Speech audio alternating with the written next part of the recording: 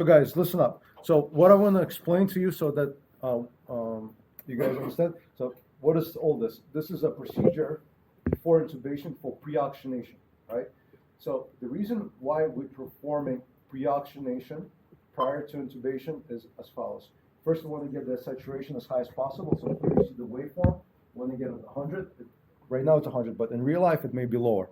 So we're going to pre-oxygenate them for 2 minutes to get the saturation as high as possible to 100, and to also perform something else called nitrogen washout, because oxygen is 21% O2 and 78% nitrogen. So we want to do nitrogen washout. How long are we going to do this procedure? 2 minutes. Because you may put a pulse ox, it's going to say maybe 92. You ventilate them for 30 seconds, it says 100%, but you have not washed out all the nitrogen. So nitrogen washout, pulse ox reads 100. How long are you going to do it? 2 minutes. Make sense? In my BVM, what I usually do is I connect my end-tidal CO2, right? So I open a new fresh one for him. He has it in his mouth. So this one goes in here, and then you could connect the mask to it, or you could connect the endotracheal tube once we do it. Why is this important, right? So you see here, he has excellent waveform. This tells you his respiratory rate is 14. His end-tidal is 44. A normal end-tidal CO2 is what number? 35, 45. So he got 44, so he's in the normal range, right? The reason why I connect my end-tidal CO2 to my BVM right away is it gives me real-time data. Why? Because pulse ox, if he's in shock, there's some lag. So I'm not really seeing real-time. Pulse ox may be lagging. So what I'm saying to you is that this may be, if he has poor hemodynamic, right, bad or poor cardiac output, the pulse ox may say 90, but really it's 85, right? So you don't know, it's not real-time. But this is real time. The reason why is if I give a breath and the breath goes in, I'll see, right, waveform right away. Make sense? Right away I see waveform. What if your breath doesn't go in? Do you see a good, nice spike waveform? No, you don't, right? You don't see that because your breath doesn't go in, right? You have no air entry, right? Very good. So when we do this procedure, how are we going to do this? We're going to place the patient on the monitor. So you're going to put a pulse ox, right? You put your end-tidal CO2, and here we have the limb leads. So we see, right, his EKG on the monitor. We want to place this person on the monitor. And when you're doing this procedure, let's say if I was the one intubating, I want to place it in a view where I can see it, right? And the other thing here, right, it says volumes, right? So what I want to do, right, you could put QRS, you could put alarms. So if you wanted to listen to his EKG, right, you could listen to the sounds. Make sure your thing doesn't come off.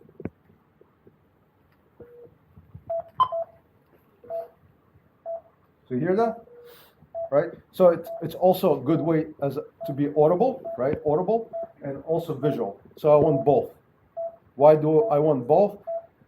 Like say if I'm in the procedure, right, and I'm looking at the airway and I'm looking at my landmarks, I'm hearing, but I have to look here. And I also have my partner who is assisting me.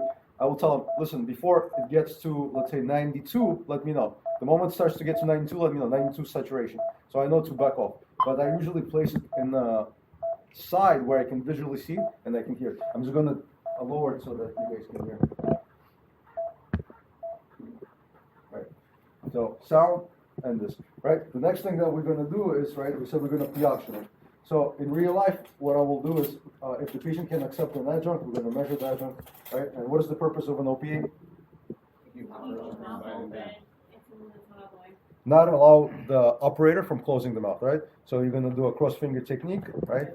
And then insert the OPA, let's say patient accepts. In real life, I could also put, and I would do this, right? I would put 2 nasal trumpets, right? A little traction on the nostril, and you put 90-degree angle, right? And then you put a second one. So I'll put 2 nasal trumpets and an OPA. And then what I'm going to do is I'm going to have my BVM. So here, my BVM, I connect this to the oxygen source, right? 100% oxygen. And then what I do is, as I told you, right, I disconnect the mask. This is not the skill component. This is the skill component. So I disconnect this. I told you spread the cuffs. What is the purpose of this? Suction and seal. So grab the appropriate size mask, right, to the bridge of the nose, and then seal the cuffs around it. What you're going to do is the triple Airway maneuver for somebody who doesn't have a cervical spine injury. Jaw lift. You see how I'm lifting the jaw? You're finding the ascending Remy. And then, right, thumbs provide the seal. and I'm going to extend the head over the atlanto-occipital joint. So if no mask, so you see the procedure. Mandible, ascending rami, lift up. This is the jaw thrust. Opening of the mouth, extension over the atlanto-occipital joint, right? When you combine it with the mask, basically going to spread cuffs, seal, lift, right, and extend. And what I usually do is I tell my partner, squeeze on 6, and I engage on 5, right? Can I actually have somebody come up here and assist me? Anybody want to squeeze the back from me? So, we're going to squeeze on 6, 2 1,000, 3 1,000, 4 1,000, 5 1,000, 6. 2 1,000, 3 1,000, 4 1,000, 5 1,000, 6. All right, thank you. You can have a seat. So we're going to do this for how long? 2 minutes. And we're looking at the pulse ox and end-tidal CO2, and I want the pulse ox to read how much? 100. How do I know my every breath that the bag was squeezed is delivered? How do I know real time? Chest rise, and also the end-tidal CO2, end-tidal, the yellow number, right? End-tidal CO2. Very good, right? So that's what we're going to be performing. Now, coming to oxyhemoglobin dissociation curve. Let's say you arrive on the scene, right, and you're getting radio equipment to intubate, right? You determine the patient needs to be intubated, and you tell your BLS providers on the scene, they say, hey, listen, I'd like you to pre-oxygenate until the pulse ox reads 100%. And you notice they're doing this. They have the seal, and they're doing this. What's the problem with this? Hyperventilating. So hyperventilating, I'm going to get rid of more CO2, and I'm going to do what to the hemoglobin dissociation curve, right or left shift? Left shift. Left shift holds to more tighter. So hemoglobin holds to oxygen more tighter with the left shift. So if they do this, what's the corrective action you want to tell them? Slow down. Slow down, right? To be quite honest with you, unless I know that the BLS providers are very good at this technique, I do not let them do this. I let them squeeze the bag. But who controls the airway when you work? I do, exactly. So in this case, you guys are going to do it. You guys are going to learn the triple airway. They squeeze the bag. You control the airway. Everybody follow? Yeah. This is the most important thing to avoid hypoxic brain injury, right? So get them to 100, right? You know what? I'm gonna turn it off so that you don't hyperventilate. I was doing it for class purposes. Yeah, you could hold it in your hand, right? We just have the pulse ox on your finger, right? So left shift, we want to avoid at all costs, right? Make sense? The next thing that we also want to make sure that we're doing, right? We talked about what about if I do this? This bag has roughly 1.6 liters. What's the problem with this? Overinflation, right? So I'm basically emptying, and it's going to do what to my intrathoracic pressure? Increase it. If I increase the intrathoracic pressure, I have less preload. In a setting of shock, less preload is good or bad? Bad. Because if they're bad, yeah. Because increasing the thoracic pressure in the setting of shock, low blood pressure, right? You're robbing their right circulation.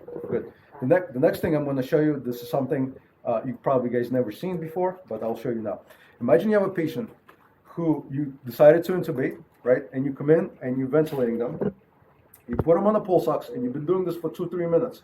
And the pulse ox only went up from 89 to 93%, and it's not budging from 93. And you're on 100% oxygen. You conducted it. You make sure your technique is good. You see good end-tidal CO2, but your pulse ox is not going up. What's the problem with that? Partial airway obstruction. There might be an airway obstruction, or they may have a condition that's causing a shunt. They have blood flow but no gas exchange, like pulmonary edema, right? Or ARDS, or COVID, right? Condition. So they have fluid in the lungs or whatever it may be, right? So what you're gonna do is this, right? We're gonna show you how to use, this is known as a Peep valve. And in those patients who, after doing 2 minutes of pre-oxygenation, the saturation still doesn't go to 100, you're gonna connect this Peep valve here, right? How does it work? I'll explain it. So Peep valve works the same way as your CPAP. So this is regular endotracheal tube with a glove. We're going to pretend this is the alveoli and the end of the alveoli. You notice I squeeze the bag, and what happens? It collapses, right? Collapses. I now introduce the Peep valve. So it not only does it keep it open, it will recruit the areas that are collapsed. So not only will it keep it open, I will recruit the areas that are collapsed. So now, if you have that patient, right, who you start to pre-oxygenate and they're not improving, what I do is I connect my Peep valve. You could dial this in from 5 centimeters of water pressure to 20. So I usually start at 5 to 10, and then you could adjust as need be. So I would look at my pulse ox. Correct. I will titrate it based on the pulse ox. So let's say I put it at 5, it's not giving me sufficient. I'm going to put it at 10, and then I will do it. I'll do another 2 minutes. Okay, my pulse ox is now 100, right? Then you're ready to go, right? So this is called a Peep valve. Different BVMs have different ports, right? So you could connect it there, right? And so this is what essentially look like. Can I have that piece connected here? Okay. Yeah, perfect.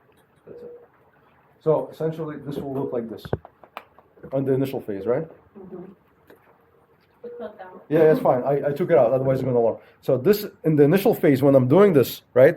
Let's say I'm ventilating every breath, right? You're doing the two-handed technique, right? And I'm looking, right? This tells me the end-tidal CO2. Let's say pulse ox doesn't go to 90 to 100% after 2 minutes. I connect my Peep valve. I continue the procedure. 2 minutes have gone by. I see 100%. Then I'm ready to go with my attempt. When we do the skill of intubation, I'll show you exactly how to position, how to instrument, and all this. The purpose of this is basically to explain to you how to pre-oxygenate, right? What you're watching on the monitor for, and what's the utility of the Peep valve, right? You could keep pointing at me. Anyone have any questions about any of this before we continue? Any questions? Because this is going to be the first part of this for your intubation. You really need to know the reason for pre-oxygenation, the reason why we place them on the monitor, the reason what's going to happen if you hyperventilate too aggressively, if you squeeze the bag too aggressively, and also how it relates to your oxyhemoglobin dissociation curve. Everything's clear, right? Make sure you grab the hemoglobin curve, and then, right? So as I was telling you guys, what happens if you squeeze too fast, you're going to do this. You're going to left shift, and you're going to drop the PCO2, which we don't want to do.